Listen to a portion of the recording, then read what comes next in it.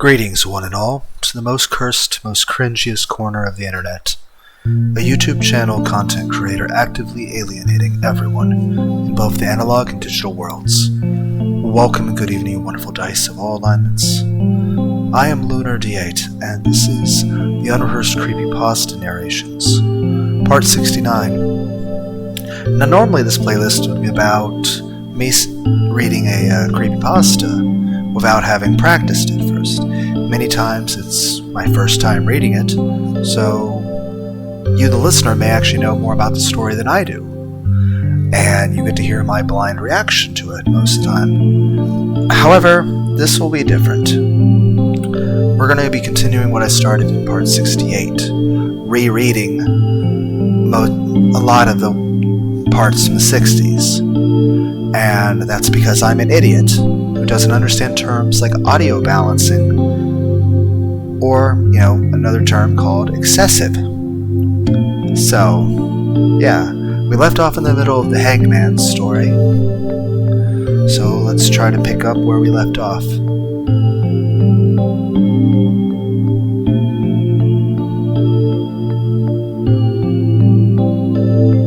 As soon as I find it.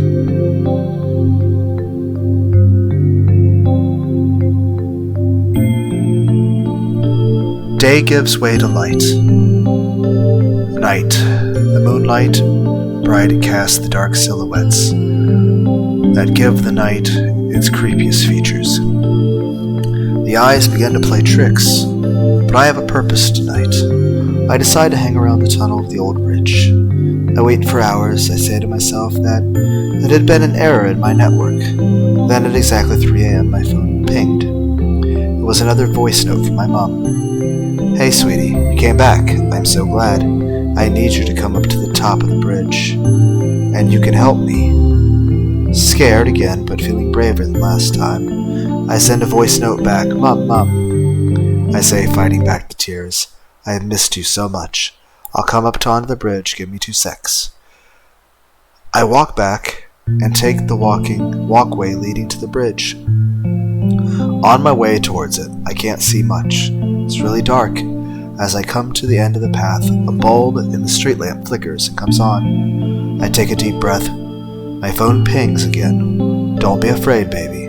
I know this is scary, but I need you to help me complete the game." It's the only. The sound of scratches and a dull scream echo in the disturbance. It's the only way I can see you again.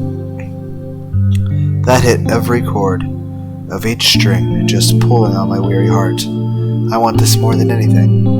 I return a voice note telling her I would do anything and asked what the game was. It took what seemed like hours for my mom to reply. And when she finally did, I heard, "Under the light, hangman." I look towards the light, and I can see something scrawled on the pavement. I edge closer to it. The word hangman makes sense. That is exactly what it is.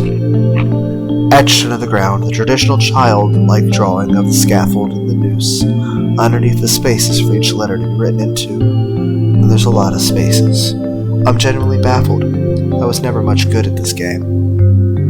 I send a voice note to my mom. Do I write the letters in the spaces or just send my guesses to you?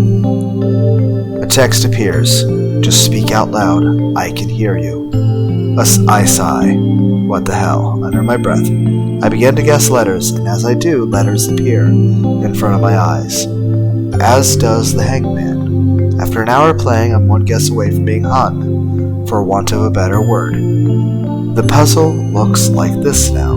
Blank EI blank blank O blank O A blank blank O blank blank blank blank blank blank blank blank E blank blank I. The next guess is incorrect, and the hangman disappears. I receive a text saying, "Come back tomorrow and try again." I reply with real sadness in my heart.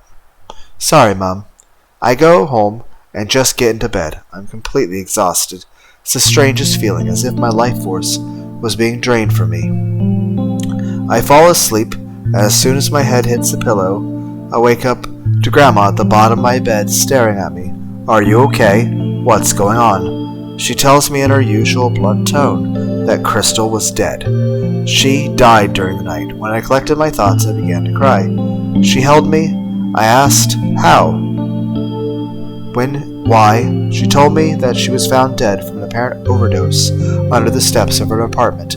It wasn't accidental. She had killed herself. I didn't even know she was taking drugs. I just can't rationalize this event. I'm broken, but I felt this before when Mom died. I fall asleep again, waking to a wet pillow and tear-stained face. I suddenly feel the urge to talk to Mom. I need her more now than ever now. I check the time. It's 2 a.m. I get clothes on and make my way to the bridge. As I arrive, the game is there on the ground. This time, I send the first voice note. Mom, I'm so lost. Crystal's gone. She's dead. I can't explain this pain. I never thought I would feel this way again. The voice note was accompanied with tears and heavy breathing. I received one back. Darling, it's not the end. Crystal is here. She's here. The voice note continues. There is nothing but silence for a few seconds. Samara? A familiar voice comes through. It's Crystal. I can't believe it. A text comes through. Help us play the game. The game is reset from last time, but I remember the letters I got right. The last time I've almost lost this game, and I'm still not sure what that sentence is. I'm sure it is in English. Like last time, I've almost lost this game, and I'm still not sure what the sentence is. I'm sure it is in English, at least no English that I know of. With 2 guesses left, the puzzle looks like this. T-E-I blank blank O blank O A-A-P O-A-P blank O-F blank blank blank blank blank I blank F-E blank blank I. I also have no idea what this would be. I pause as a cold gust of wind comes from behind me. I hear a familiar voice in my head say, "Stop." I decide to ask Mom why this game is so important, and what the point is. I receive a text saying, "Just play." Well, I'm pretty sure the stop was her actual mom. They're like, yeah, there's something going on. As I continue to think, the message repeats over and over. I get an eerie feeling as the voice note appears. Samara, please, I can't come back unless you play, sweetie. Play the game, sweetie. There was something off about her voice. As I finish that thought, another voice note appears. Stop being so fucking selfish. Don't you love me? My mom would never speak to me that way. It continues. Don't you love us? Now in Crystal's voice. You're the reason I died. I get up and run. I drop my phone, leaving it on the bridge. I don't even care. I just need to run. The fear is propelling me. Once I get a good distance to the bridge, thoughts start streaming through my head. Those last words. How am I the reason she died? Then I connect the dots. I lost the first game, and my dearest friend lost her life. I didn't finish the last game, but I was losing. Immediately, Grandma comes into my head, and I begin to sprint toward home, hoping, praying, in desperation that nothing's happened to her. I turn the corner and the streetlights are flickering. I continue to the door and slam into it while turning the handle to open the door. I crash through the door, hitting the wall. Grandma. And that's the end of that one. That one again by Martin. Well, I spelled the name in the part where it actually says Hangman. So just go to the earlier creepypasta. It's just like I said. I think I got the volume in a more reasonable manner now. If not, I'm sorry. I'm terrible at everything. Anyway, the next one's The Study by Hannah Franceschi. I should have known this would be a fucking scam. I thought as I sat and waited in the parking lot while the clock digits kept increasing. We had been waiting 45 minutes for an event that was supposed to have started. An event I knew nothing about. That's what happens when you're desperate for cash. You hop on Craigslist and head to the gigs section. Seeking male model, friendly female escort, handyman, help moving, need a team of strong people, foot models, paid clinical trial, 1K. I stopped scrolling when I saw the 1K and clicked on it like an idiot. There was no information on what the study was about, and the start time was set at 11 p.m. If that wasn't strange enough, it also specified that no smokers, drug users, or anyone with serious disease were allowed to participate. Now I was intrigued and also a bit hesitant to go through this, but I was in a bind. Rent was past due and my credit card balance was higher than the money I had sitting in my bank account, $12. So there I was, sitting in a dark garage, listening to the chatter of entirely too many other people who must have been as desperate as I was. 45 minutes turned into an hour, and an hour morphed into 2. Slowly, groups of people left by one, and my girlfriend kept sighing with every passing second. "Are we going to sit here all night?" she asked me, looking up from her phone, for the first time since we had gotten there. "I hope not," I replied, while leaning back in my chair and admiring her beauty. Taylor was the most beautiful woman I'd ever been with. Sometimes I didn't understand why she was with me at all. "I feel like they aren't coming," her voluptuous lips said to me. "Okay, let's just give it a little while longer. Maybe they're trying to weed out some people. We've been here for 2 hours, Romy. I do have a life, you know." How could I forget? Taylor had an abundance of friends in addition to her large, tightly knit family. Her comment had made me feel insignificant, even though I'm positive that's not how she meant it. "Okay, so leave." The words left my mouth entirely too loud and spiteful than I had meant them to. "What the hell?" Her eyes narrowed at me. "I just need this money. I can't leave yet. I'm sorry, I didn't mean to sound so bitchy." She leaned back into the passenger side chair and kicked her feet up on the dashboard. Her legs were covered in goosebumps, and her skirt fell down toward her upper thighs, showcasing her plethora of well-hidden tattoos. "You better make it up to me then," she said, while I was staring at her thighs. Just as I was about to lean over and kiss her, I saw a face in the reflection of the car window directly behind her. I jumped a little, and the face smiled back at me. "Sorry, didn't mean to scare you," a woman in her dying years said with a delightful smile plastered all over her face. She had some New Age chakra bullshit necklace around her neck, and it made me cringe. "No worries," I replied. How long had she been standing there? "I came over here to thank you for waiting so patiently. We're about to begin. If you two ladies want to come inside."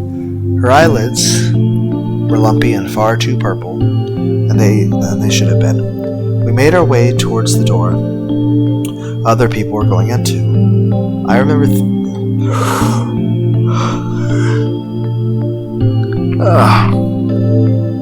thinking that the door was really unique looking and didn't quite match the industrial feel of the parking garage. The door was painted emerald green and had a thick black doorknob that looked to be made out of stone. It shut behind a group of people in front of us and made the whole garage echo and shake. Once inside, the fluorescent lights above felt like Tabasco sauce leaking into my eyeballs. Who needed lights this bright? They made the same faint hissing noise as the ones in the parking garage, and it made me want to scream. As we progressed down the hallway, the lights behind us somehow turned off, casting shadows in all directions. I looked back and could no longer see the entrance, making me feel uneasy and a bit claustrophobic. There were 10 people already inside. A few of them I had seen while waiting. They were lined up in front of a white table, grabbing some paper and pencils. We jumped in line to do the same, eager to see what was happening. When we reached the front, I was handed, to my surprise, a waiver. What the fuck? The man who handed it to me had dark, beady little eyes and a smile so friendly it made me look away. "Just so nobody sues us," he said with a little chuckle that made my skin crawl. He reminded me of a used car salesman, untrustworthy and overly enthusiastic. We signed the forms and then took a seat on one of the folding chairs that were all assembled into a circle, making us face each other awkwardly. The decaying woman from earlier took a seat next to the smiling man. He looked very proud of himself, and I wanted to know why. To my horror, he put his hand on her knee and gave it a little squeeze. We all just sat there in complete silence. "Thank you all for coming. My name is Claude, and this is Wendy. the man said finally, taking his hand off of Wendy's knee and reaching for the pile of papers that sat there on the floor. Out of over 100 people that drove down here tonight, you were the only ones that waited for over an hour for a Craigslist gig that promised you $1,000. He looked amused, and I hated him. Some of us would have waited longer for that kind of money, one of the strangers said. He wore a pair of bright red Nikes, and he was tapping them anxiously on the floor. I remembered him from the parking garage, because he had been chain-smoking and writing frantically in a journal. What exactly have we gotten ourselves into? Chimed in another. I don't like to mislead people, so I'll get straight to the point. If you aren't interested in the activity, you may leave, but once the study has begun, the doors will lock. His dark eyes glistened as he looked around the room. We will be drawing approximately 3 vials of each individual's blood. 3 people got up as soon as he spoke the word blood, and basically ran out of the room. I didn't blame them one fucking bit. We knew nothing about these people. Did they even know how to draw blood? I should have left. I should have walked out and never looked back. But I needed that money. My girlfriend's elbow jabbed me in the side to get my attention. We're leaving, right? She said, grabbing her purse off the ground and standing up. I remained seated, looking up at her. I need this money, babe. I can't. So you're gonna let these random people you know nothing about stick a needle in your arm? Her face was turning red, making her big green eyes light up her face like a Christmas tree. Easy for you to say. You aren't about to be kicked out of your apartment. I don't exactly have another option here, Taylor. You can leave. I won't blame you one bit, but I gotta stay. And how the fuck am I getting home? She demanded, tears forming in her eyes a bit. I handed her my car keys from my pocket and placed them in her hand. The anger disappeared from her face, and a look of genuine concern took over. I don't want to leave you, Romy, she said, sitting back down and handing the car keys back. A familiar pain that could only be described as guilt welled up inside me. Taylor was willing to endure this madness for me. She didn't need the money.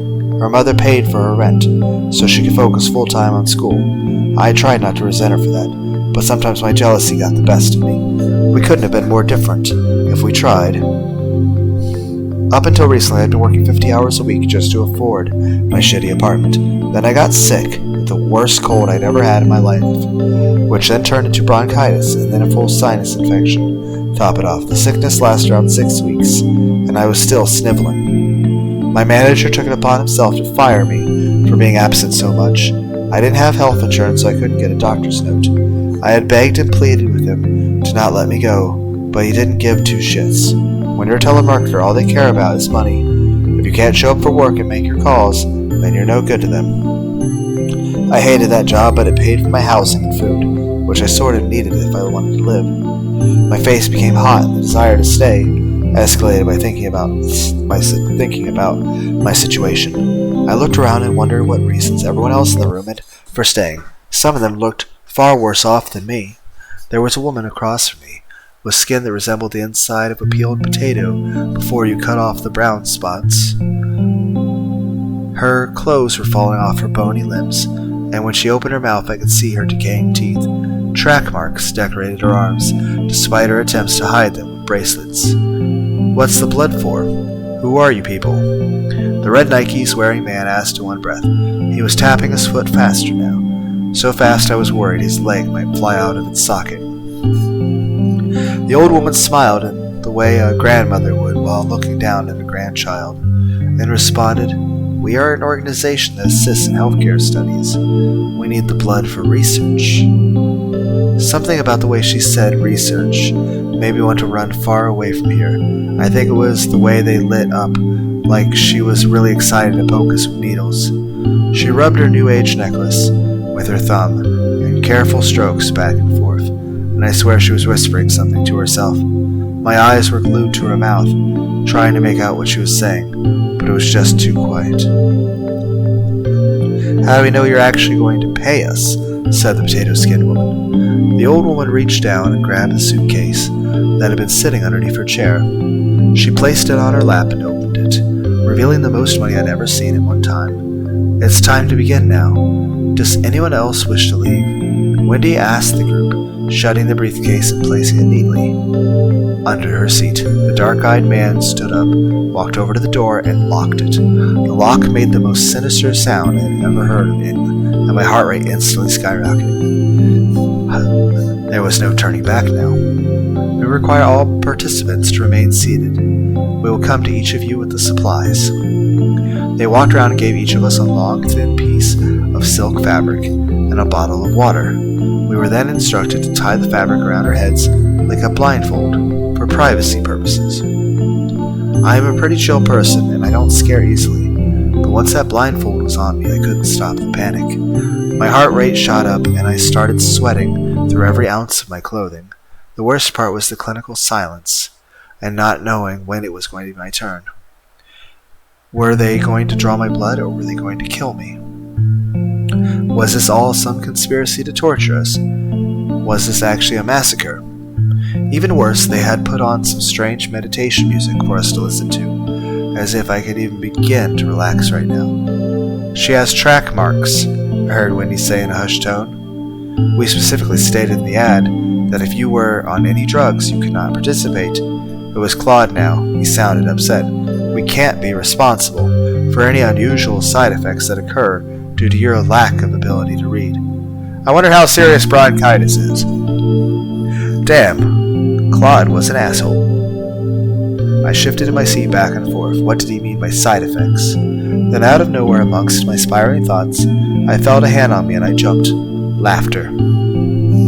I felt the tourniquet fasten around my arm and a slight pinching sensation.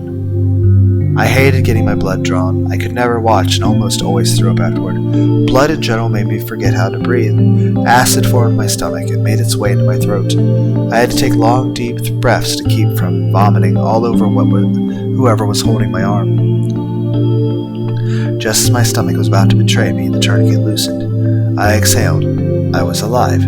They didn't kill me. They told us we could take our blindfolds off and drink some water. After a few minutes, we were each handed a large wad of cash, tied neatly in several red rubber bands. I watched as each person snatched the money from Claude, their faces absolutely glowing. Taylor was the only one who didn't react in that way. Instead, she had yawned and crammed the cash in her purse haphazardly. I dropped her off at her apartment soon afterward. Both of us were too tired to talk much more at all. I held her hand instead, and rubbed my thumb back and forth across her smooth skin. After I kissed her goodnight, I went home and fell into the deepest slumber of my life. I woke the next day feeling like I had taken 20 shots of vodka the night before. My vision was all blurred, and my limbs felt like they were made entirely of lead. I managed to make it into the bathroom, just in time to projectile vomit into the shower. It burned like fire on my throat. It made tears well up in my eyes. When my eyes dried a bit, I saw that my vomit was black. Fucking black. I mean, I actually have coughed up black stuff before, but it wasn't vomit. It was from a job I had done. Powder coat painting. Terrible. Safety stuff. I was just using a shitty dust mask.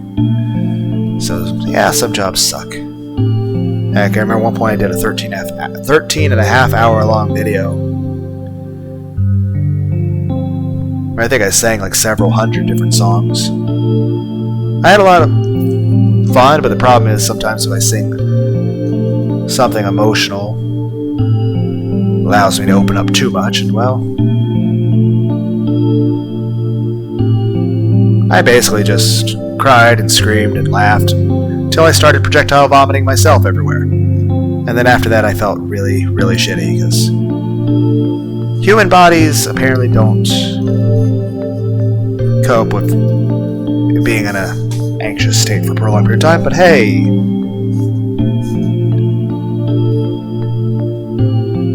I don't know, I just still kind of argue with myself about whether or not, like, because this is like there's numerous videos I just never upload, just because I'm like, I don't know, sometimes I guess I get either too sad or agitated or something.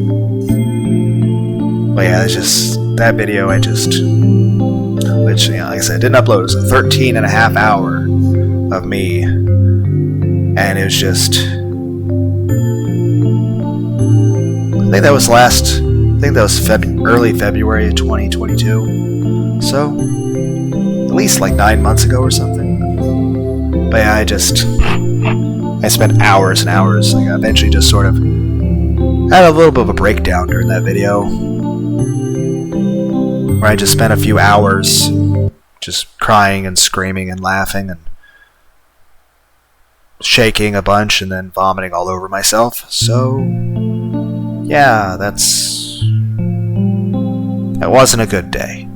That wasn't any fun at all. That was all around very miserable. And I felt like shit for a while after that. But I was like, yeah, maybe I shouldn't. That, and initially at one point I did try to upload it, but YouTube won't actually allow a video over the length of 12 hours. And 13 and a half is longer than 12. But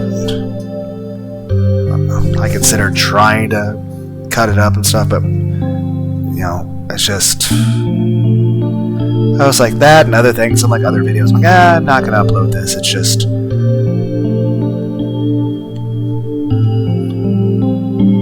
I don't know. But part of me is like, I'll argue with myself. Like, it's like, was it wrong of me not to? Like, it's just, but again, it's my channel. I can do it. You know, I can. It's just, I don't know.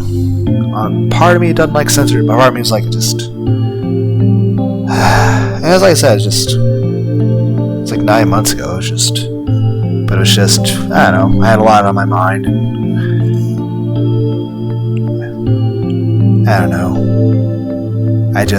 I deleted that video and didn't put it on the internet just because it just felt too painful re-listening to the sound of me having a mental breakdown.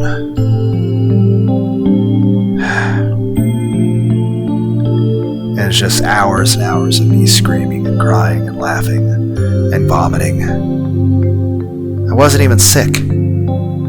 I was just really, really stressed out to the point that my body started, I guess, freaking out or something. I don't know.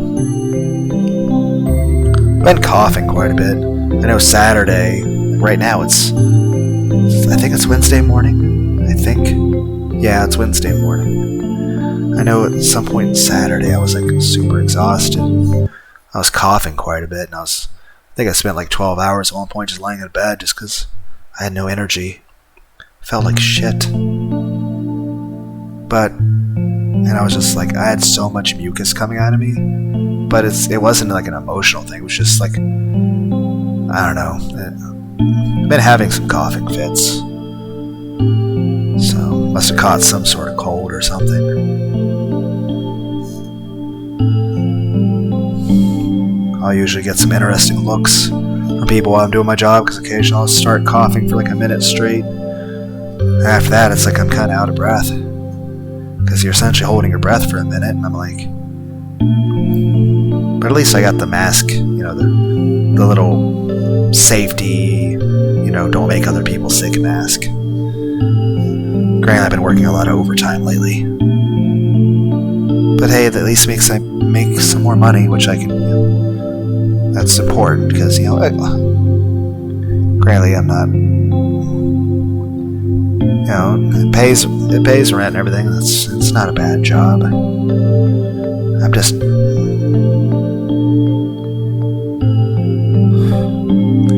can't say I really like my job, but, you know, I'm grateful that I can pay my bills. And heck, you know, it's better than most jobs, I guess. Just be nice if I could listen to some music, I guess. I don't know. I probably should just sleep more. Heck, I know in part 68 I was just mentioning, heck, I think I even made a message I copy-pasted on all the parts I'm trying to reread. Just saying, yeah, I might just not even record part 69 when I get home from work. I might just go straight in bed. I've just been tired. And the overtime definitely doesn't help with that. But like I said, you know, I'm still thankful for it, because it just at least means making some extra money to pay the bills. So that helps.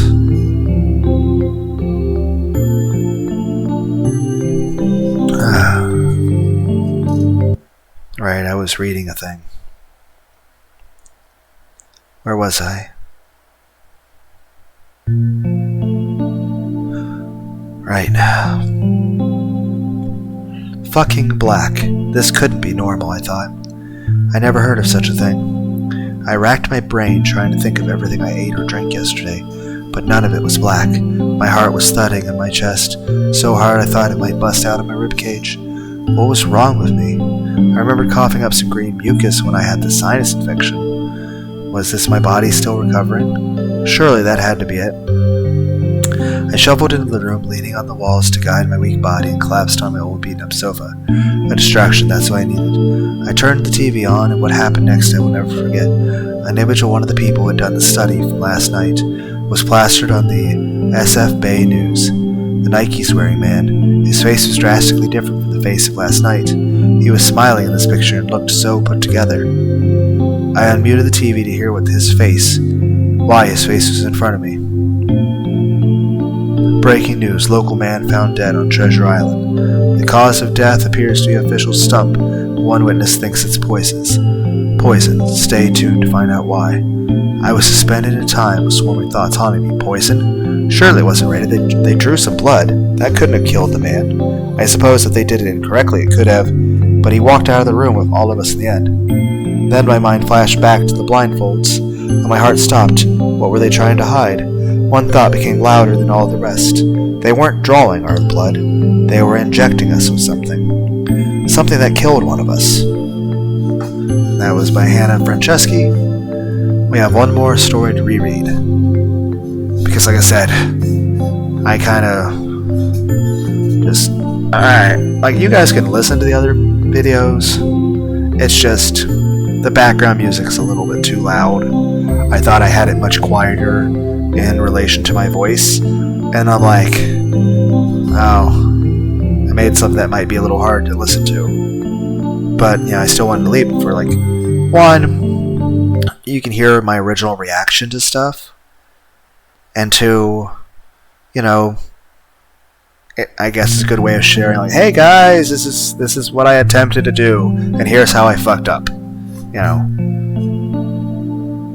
I don't know.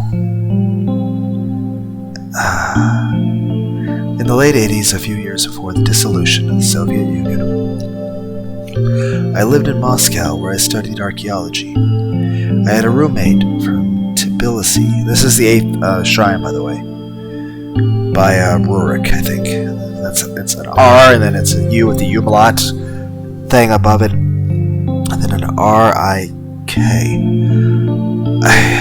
which refers to itself as Kartvelia, not the U.S. state. Every couple weeks, he would fly home and return with a suitcase full of oranges, watermelons, peaches, and other fruit that grew in the south and was hard to come by in Moscow. He used to trade them for cigarettes, vodka, batteries, and other necessities. I kind of envied him. Coming from a small township in central Russia, where mushrooms and cucumbers were considered the pinnacle of cuisine. After summer break, we organized a small gathering with my roommate and our friends and colleagues.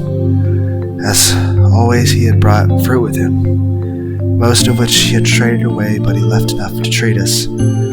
So we had set up a table with the aforementioned fruit, with cheese, bread, plimi, and vodka, and Armenian cognac for the ladies. I should have grabbed something to drink. I'll get some tea later. After a while, he sorted through some books he had brought with him, and amongst them was the journal of his great-grandfather who had recently passed away. He used to be a priest and a scholar. After the revolution, he had to go into hiding, and then worked odd jobs as farmhand or factory worker. He married a girl from a well-off family with ties to the local party, and they had a family. In the beginning of the 60s, he was free to pick up his old profession again. He completed his studies of theology, became a pastor in a church in a small town somewhere in Abkhazia, which used to belong to Georgia. Besides his work, he took great interest in local culture and myths about which he wrote extensively in his journal. Apparently most of the population of Abkhazia at the time were Russians, Georgians, Ukrainians, and Armenians, with the titular nation, the Abkhazians, being the minority. Most of the people were followers of the Eastern Orthodoxy or Islam, albeit officially most claimed to be atheist. A small minority of natives, however, followed an ancient pagan belief. Its origins was shared with many other Caucasian people like Circassians and the Shekins, and some could even be tracked to the ancient Greece. This religion is centered around the 7 shrines, and are scattered around the Abkhazian Caucasus. Each shrine is dedicated to one of the religious core values: honor, valor, hospitality, generosity, truthfulness, compassion, and respect for the elders. At the time, to one of its holy elements: water, fire, plants, forest, rocks, wind, lightning, and also to one of the Narts, mythical heroes or deities: Batras, leader of the Narts; Sasruko, the hero; Satanya, the Nart mother; Lepsh, the fire deity; and Serdon, the trickster; Farak, the blacksmith, who stole fire from the gods to give it to the mortals. Notice the semblance to Prometheus here. And Dazrase, the daughter of the sea god.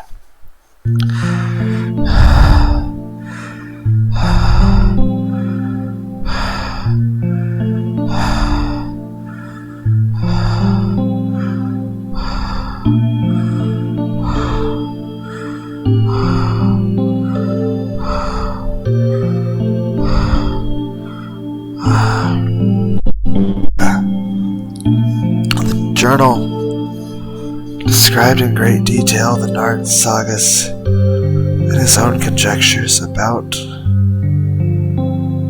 their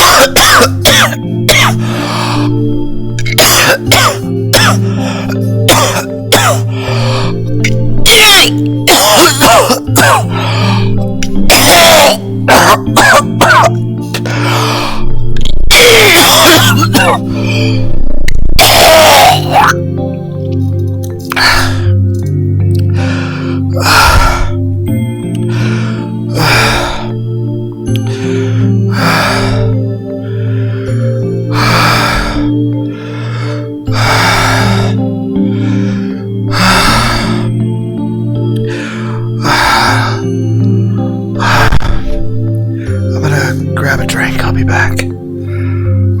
Sorry, one moment.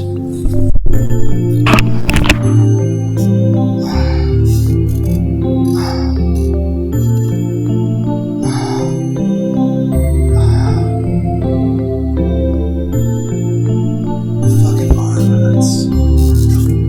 Fuck.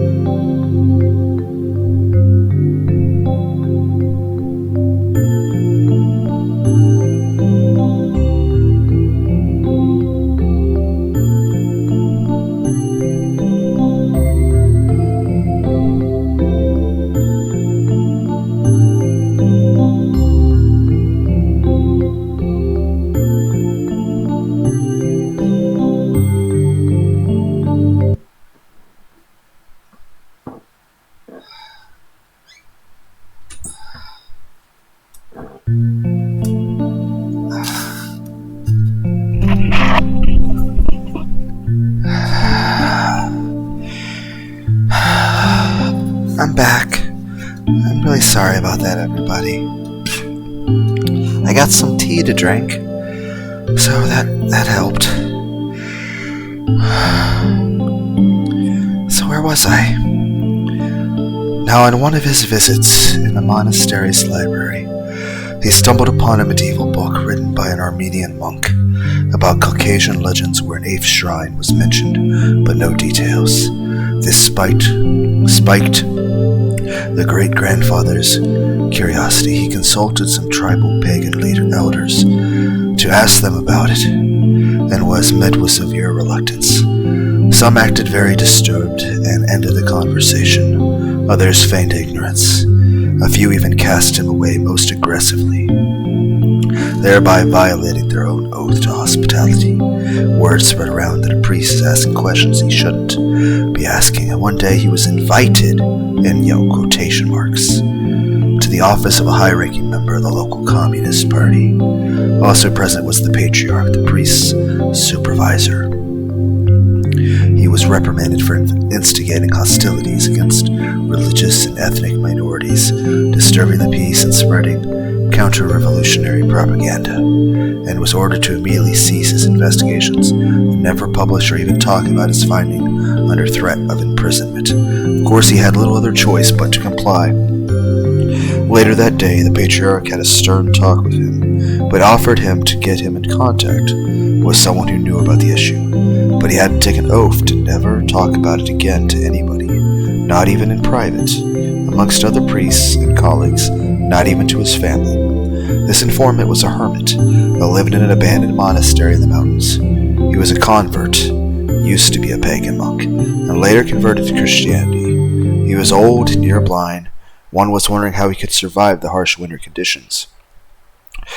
What with the water drawing and firewood fetching and the rain and wind coming through the patchy roof. So he paid the hermit a visit. When talk came to the 8th shrine, the hermit stalled and ordered the great-grandfather to help him with some chores. Then he would invite him to dinner, and even offered him self-made wine. And in the end, he relented and told the story. Apparently there is an 8th shrine dedicated to evil, to the element of void, and to an entity the old man could not or would not name. Now the purpose of the shrine is not to worship evil, but to keep it sealed. The location is a well-guarded secret, which the old man told he would not even reveal under torture.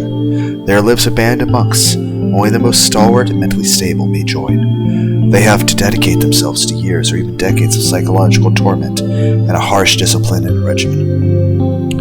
If one shows even the slightest sign of corruption, he is to be sent away immediately. And even those who finish their assignment will probably be too mentally scarred to live amongst a society and have no other choice but to spend the rest of their lives in another monastery. It was hinted at this might have been what happened to the hermit, and one of the reasons he converted. Exactly 3 monks at a time were allowed to enter the shrine, no more, no less. Under no circumstances was it allowed to enter alone. 3 times a day they had to conduct a ritual, where they meditated at the shrine or its central object. The hermit would not specificate for an hour. As a side note, the great-grandfather mentioned the word shrine was his own translation, and that in the Abkhazian language used by the hermit, another word was used that he found difficult to translate. It could mean shrine, central object, maybe a relic or idol, or something else. No longer was permitted, because too long of exposure would corrupt the souls of even the most resilient monks. Outside a guard was posted that watched an hourglass, and would ring a gong, the signal to leave the shrine. The following story the hermit told convinced the great-grandfather to abandon the issue for good, and return back to his workings and his family. There once was a monk who came from Georgia, from outside Abkhazia, which was outrageous enough, but he also was Christian. He has studied theology as Orthodox seminary in Tbilisi. The reason how he could have ended up in here was this. At one time, he and the company of Abkhazian tribesmen encountered something disturbing. While it was not specified, but it led him and the tribesmen to abandon everything, his studies, his family, and forego all worldly possessions and desires to dedicate the rest of his life to fight evil. The tribesman, also a student at the seminar, knew which elders he had to talk to. and they relegated them to the monastery of the 8th shrine. At their way, their heads were covered with black cloth, so they could not remember the way, only a few elders did. He convinced the shrine monks to let him join, disregarding his different origin and belief, since they knew about whatever he had seen. In his own words, all humans of all creeds must band together to fight this evil we have just witnessed, or we will perish. He showed great promise, too. He was said to be strong faith and great virtue and resilience. He was always respectful and helpful to other monks. He learned the arcana and was diligent and hardworking. Then one day, was it carelessness, curiosity that drove him, or was he already corrupted? It is not known. He snuck into the central shrine. Nobody knows how he could get past the guards unseen. It was hours later, near the early hours, when everyone woke from terrible nightmares simultaneously and knew something was wrong. They found him sitting calmly at the shrine. They dragged him away after he was taken outside. He came to and began thrashing and kicking around and screaming profanities at his brethren, monks. He had to be held until half an hour later. He had exhausted and passed out and was brought to the infirmary. When he woke up days later, he was not the same anymore. He had changed. When questioned why he had broken the rules and entered alone and exposed himself for such a long time, he was dismissive. He belittled the others for their lack of ambition and effectiveness, and how they would never succeed in keeping evil at bay, and how he alone was worthy to stand before the shrine. Of course, he was instantly pulled off shrine duty and confined to his quarters, which were then guarded, and a few days later banished. He left the monastery the same way he came, escorted and with black cloth over his head. What became later of him was well known. He became rambunctious, got into fights, joined a gang that would later become a communist rebel group that engaged in protection rackets, kidnapping, robbery. They robbed post stations and banks, raided police stations and even military arsenals, and terror attacks. Although his and his gang's actions were despised by most of the other communists, he made it big after the revolution in 1917. His name was Joseph Vissarionovich. How do you pronounce the combination of the letter D, Z, and H?